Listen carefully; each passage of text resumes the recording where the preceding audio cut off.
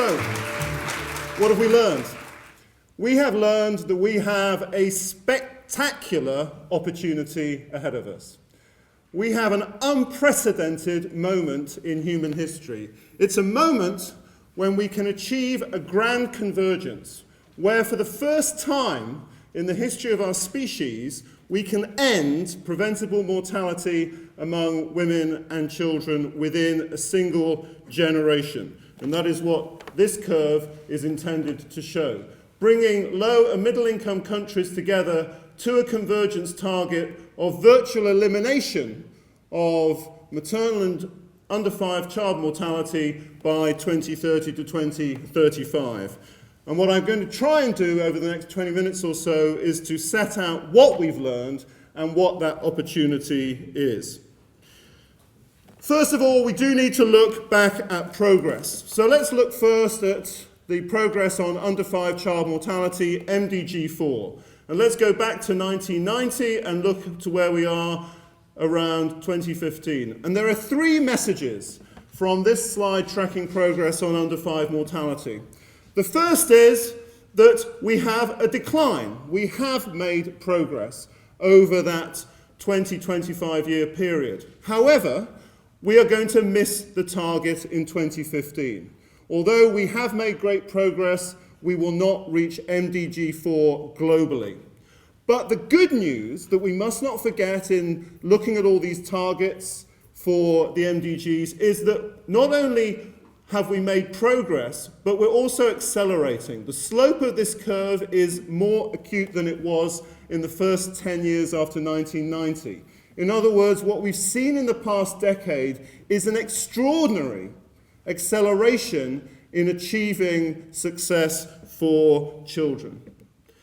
Let's just look at what that success means in numerical quantitative terms. This is looking at children aged 1 to 59 months. This is work from the Global Burden of Disease, from the Institute of Health Metrics and Evaluation, and an incredible 50% reduction in mortality from 1990 to 2013 to now just over 3.5 million deaths from 1 to 59 months.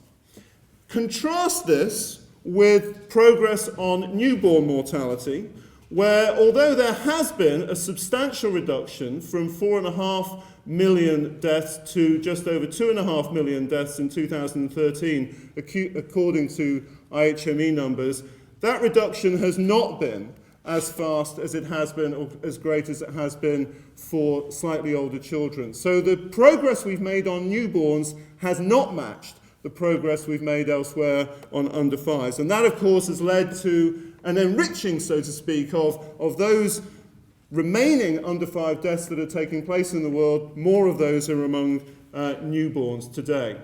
But let's just get this in perspective about what an incredible achievement this community has made for children. This is, again, come from IHME, looking at an age group here from under 1 all the way up to older age populations, and this is the percentage decline in mortality.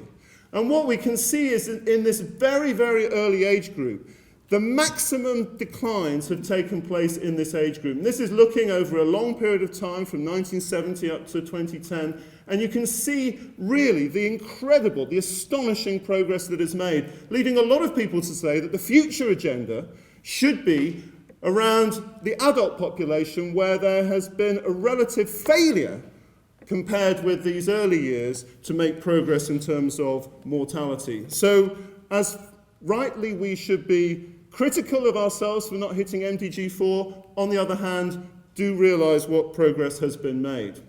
Now let's look at MDG5, the targets for maternal mortality. And again, you see a very, very similar picture. Different estimates do yield different curves, and the curves for IHME and WHO are slightly different here. But what you see is a similar pattern.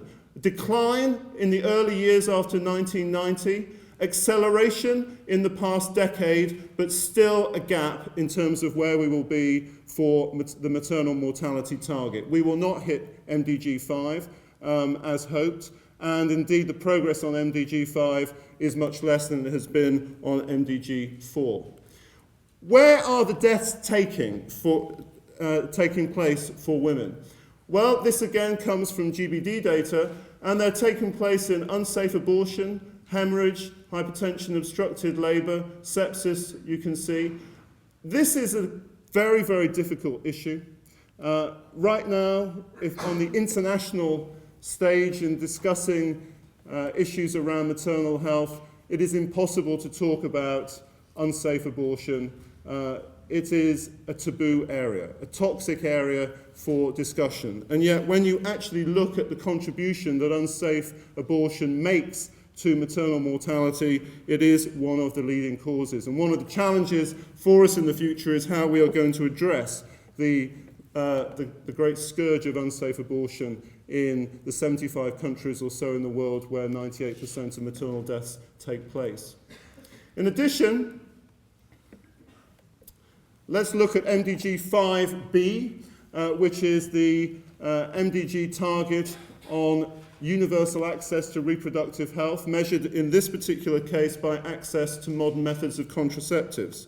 What we see here is the unmet need for modern methods of contraception, and again, going from 1990 to 2012, that unmet need increasing, driven largely by population growth, and the goal, and there is a global initiative on this called FP 2020, Family Planning 2020, which aims to bend the curve so that we get to 2020 a figure substantially less than where we are today.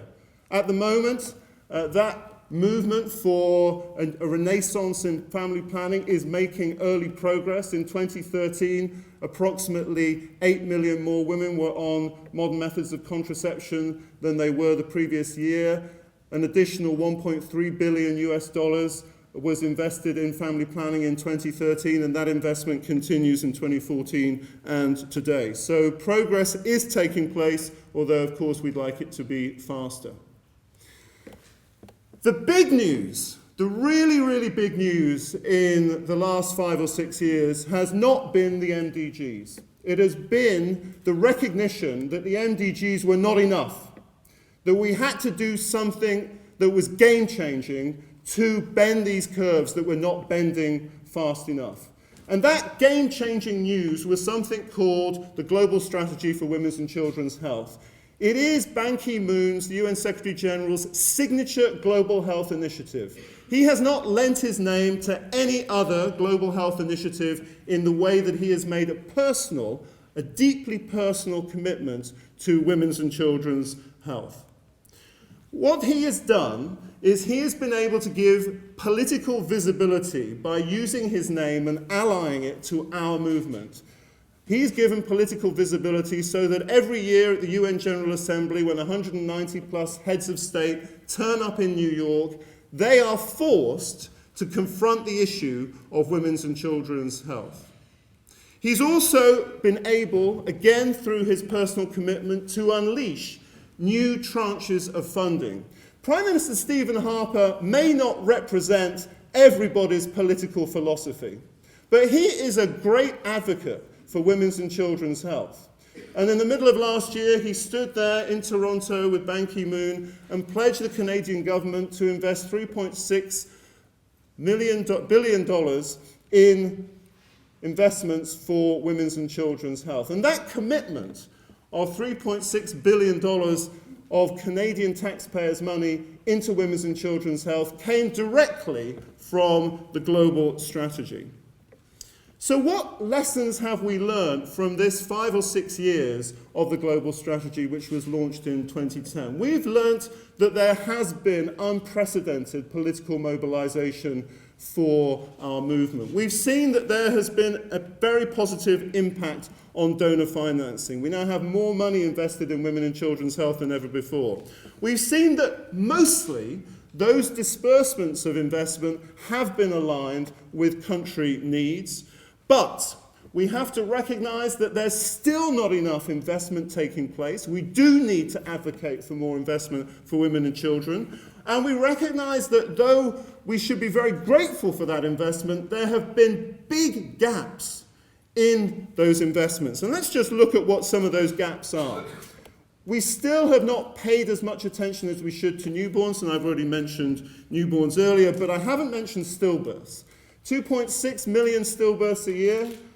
That agenda item of stillbirths, and those 2.6 million stillbirths a year, has simply been off the global agenda, and it needs to get on that agenda. Sexual reproductive health and rights, again, another toxic issue, and I will talk about that a little bit more in a moment. Family planning has recently come back on the agenda, but we need to do more. Nutrition is siloed outside of health, and so tends to get forgotten. We haven't paid enough attention to health workers as we should, and I think here a movement for expanding our commitment to midwifery services. Midwives are far more than midwives. They are absolute agents for political, social transformation in our health systems to deliver services for women and children. Inequity has not been on the agenda as much as it should, and we've forgotten areas of humanitarian need in zones of conflict, in sexual violence, unsafe abortion I've mentioned, and a collection of issues around forced marriage, child marriage, and female genital mutilation. Some of you may have come to the meeting last night at UCL discussing that. And of course, the big agenda item for post-2015, non-communicable diseases. Women's cancers, to take one example, simply not discussed during the MDG era or even during the first phase of the global strategy. Another major breakthrough, which is a big lesson from the last 5 or 6 years, has been this attention to accountability. The idea that we need to measure, monitor, and report our progress.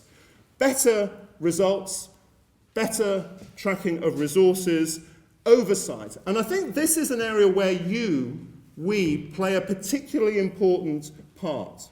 It is our commitment to get the most reliable data to drive, catalyze political change and commitment that then becomes key. If we provide the best data, that gives confidence to decision makers, to political leaders to commit to this work. And an instrument that's been, I hope, helpful in this is one that Wendy mentioned at the very beginning, this group called the Independent Expert Review Group on Information and Accountability for Women's and Children's Health, a ridiculous title. But basically, iERG, 4 letters. What we're trying to do in this group is 3 things. We're trying to use the most reliable data and the best science to monitor progress. But accountability does not stop at monitoring. You then have to create a mechanism, a transparent, participatory mechanism whereby all different sectors are brought together in countries and globally to discuss the meaning of those data. And then not just to have a great workshop, but then to actually take the results of that workshop, that participatory mechanism, and convert it into action. And that's where science comes in to, in a sense, provide the fuel for that political process. It also has created the conditions, and this is Global Health 2035, led by Dean Jameson and others, that we published over a year ago now. It's created the conditions for presenting what I talked about at the beginning, this spectacular opportunity that we have of eliminating preventable maternal and child mortality. What is that opportunity in quantitative terms? This is work from Ole Norheim, and again, this is where I think the academic community has such an important part to play. It's so easy to make political commitments, but those political commitments have to be translated into very concrete, meaningful numbers. And that's where you come in, because you have access to the most reliable information, and you can turn that access into the kind of instruments and messages that can fuel this international agenda. So what Ole Norheim, Richard Peter, and a whole bunch of people did was to come together and say, okay, we know what the evidence is, what can we achieve over the next 15 years or so? And so they looked at what the quantitative target could be for the Sustainable Development Goal 3. And the overall target was what they call 40 by 30, preventing 40% of preventable deaths by 2030. And the key thing to look at here is when we talk about eliminating preventable mortality, what we're really talking about is avoiding 2/3 of child and maternal deaths by 2030. And if we could do that, and we can do that, we know enough to do that, That would be an incredible, remarkable achievement. But if we're going to do it, we can't have it as business as usual. We have to choose a different way of thinking about health. And it's absolutely right here that we think about the health sector, we have to think about health systems and a whole range of issues that are very, very familiar to us, and I won't enumerate them now.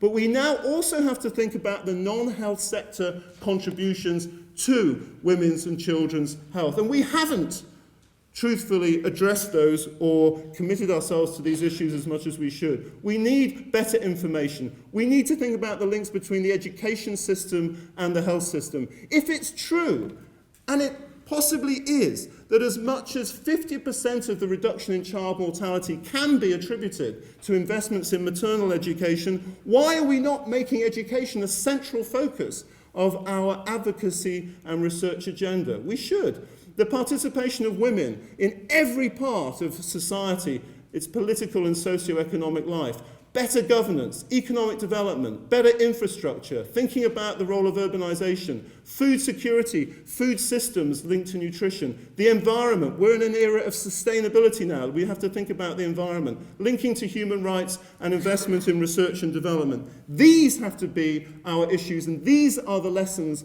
of the past 10 years or so that we've not paid enough attention to. I'm very optimistic about what we can achieve over the next 10 to 15 years. This is a consultation that took place last week in Delhi, and I had the privilege of attending that on behalf of the iERG. And there are some key people here who are doing great work in leading our movement into this new agenda. Flavia Bestreo, who leads for WHO on women's and children's health, and here Amina Mohammed, who is the Secretary General's key person in leading post-2015 development planning. And she in particular is an essential ally to our cause in making sure that the issues that we are passionate about become targets for political leaders, heads of state, after 2015. And that's another lesson that we have to have, and that is how we make this issue a strategic target for those presidents and prime ministers. This process of the global strategy in rewriting it is complex. 15 position papers were written for that meeting to try and set out what that new conceptual framework will be for women and children post-2015. But I'm, as I say, extremely optimistic about that future.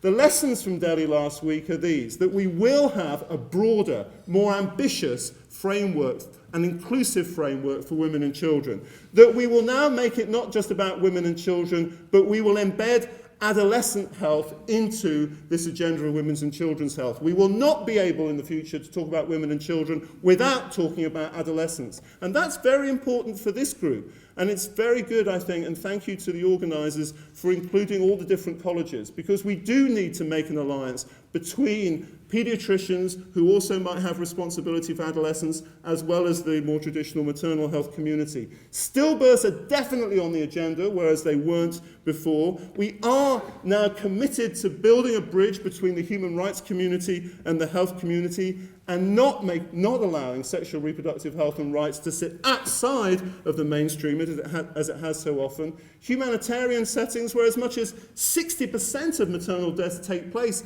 in these zones of conflict and fragile situations, are now central. We do need more money, and we're going to plan to advocate for more money, and we are going to think about these broader non-health sector areas such as the social, political and environmental determinants of health. You will know that there perhaps are 17 Sustainable Development Goals. There are only 8 Millennium Development Goals, so the agenda has broadened hugely.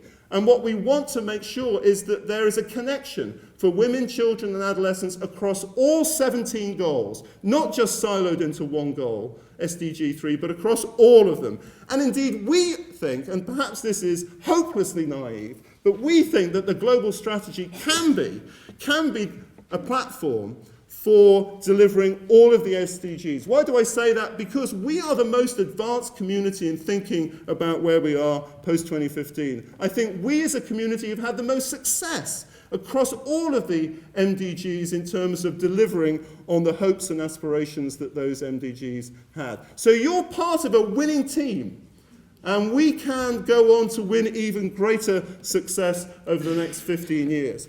But let's also be aware of some threats. Let me just show here a slide from, again, the GBD, showing that even on the best scenarios, by 2030, we can still expect a very, very large number of preventable child deaths, here up to about 2 million a year at the best scenario. The most likely scenario actually is more that we're going to have 3.8 million child deaths. Here, an email from somebody who's been intimately involved in negotiations over the SDGs, another lesson and a threat, which is, look, contentious issues include human rights and sexual reproductive health and rights. Many countries don't want that agenda item. You, I, have to work together to make sure that this issue is not marginalised or ignored. Very, very quickly, I want to end with the contributions that you can make from the research community. And I owe everything that the Lancet does to two individuals, Eldred Parry and Jennifer Bryce, who showed me how a medical journal, a boring, old medical journal, can be an instrument for political change by using you, making an alliance with you for that change. What they did was came together in 2003 on a series for child survival. And that simple idea of bringing together all of the evidence to make the case for action for child survival translated into a call to action. We can wait no longer. Knowledge must be translated into practice. Millions of children will continue to die unnecessarily every year unless there are major shifts in policy and funding at international and country levels. Child survival is the most pressing moral dilemma of the new millennium. That was 2003. And what they went on to do was to provide the evidence to show that organised science, you, organising your work, can provide a strong platform for political advocacy. And then, thanks to Joy, thanks to Wendy, thanks to Anna Glazier, who's sitting in another room round the corner outside of this room, they put together the evidence across these spheres of work: newborn health, maternal health, and sexual and reproductive health. And as a result, they changed the dynamic. Instead of these silos working sometimes competitively, they united them into this idea of a continuum of care. And so your work, again, from the academic community, showed that you can use evidence to produce conceptual progress in understanding and sometimes even triggering political action. At the same time, we recognized that we needed to think about a very broad array of interventions across that continuum, from pre-pregnancy, pregnancy, birth, postnatal, infancy, all the way through to childhood. And what did that tell us? That told us that we could monitor at every stage what country progress was taking place. And if you take all of those data, you can then build them into a country profile. And for every single country, you can set out its progress on nutrition, child survival, and national health policies. And as a result of that, we learned that the academic community has a further role. In other words, the data that you create, that you derive from reliable science, can be used as a tool to monitor progress globally and in countries. You are part of that debate. You're not just publishing papers in medical journals, you are part of a movement that is about transformation in countries. And that only happens because of partnership. No single institution can do this alone. And what a fantastic partnership you have. It includes the UN agencies, it includes universities, it includes NGOs, it includes development agencies. Everybody is involved, every institution, and our royal colleges as well. And we have to think about how we leverage this partnership for the future. That's another big lesson. But the agenda is going to change for reproductive, maternal, newborn, child, and adolescent health. Don't forget the A, please. We're now going to have to think about early child development, not just child mortality. We need to think about making alliances with other domains in global health, like the AIDS community, the NCD community. Don't forget well-being. Mental health is crucial as we think about the future. Bring in injury and violence and think about the domain of sustainability through environmental health. So, conclusions. What recommendations come out of what we've learned over the past 10 or 15 years? Leadership, leadership, leadership. We need to think and remember that we had Ban Ki-moon as a crucial agent of change along with heads of state. The mobilizing power of high-level politics, we mustn't forget that. Information and accountability, evidence, That's where you come in. The Commission on Information and Accountability still matters. Work of groups like the Partnership for Maternal, Newborn and Child Health and Countdown to 2015 are crucial. And finally, let's not work in a silo. We need to be committed to an even bigger agenda, universal health coverage, because if we're really going to efficiently deliver for women, children and adolescents, what we need are strong health systems with financial risk protection. So when you get sick, you don't become catastrophically poor. So we need to be great advocates for universal health coverage. For the Lancet's point of view, we're committed to this agenda in the future, and I'm really pleased to be working with so many of you on series on stillbirths. Thank you, Joy, on maternal health too. Thank you, Wendy. Early child development, breastfeeding and women's cancers, and we have several commissions on women and health, adolescent health, sexual reproductive health and rights, and gender and health and development. And we want to work with you to explore this agenda over the next 10 to 15 years. Finally, a quote from T.S. Eliot. Time past, the MDGs, and time future, the SDGs. What might have been and what has been point to one end which is always present. What is that one end we share? What is present for us today? It is that spectacular, astonishing opportunity of eliminating preventable mortality among women, children, and adolescents. That is the prize that you and I have before us. Our task over the next decade is to seize it. Let's do it together. Thanks so much.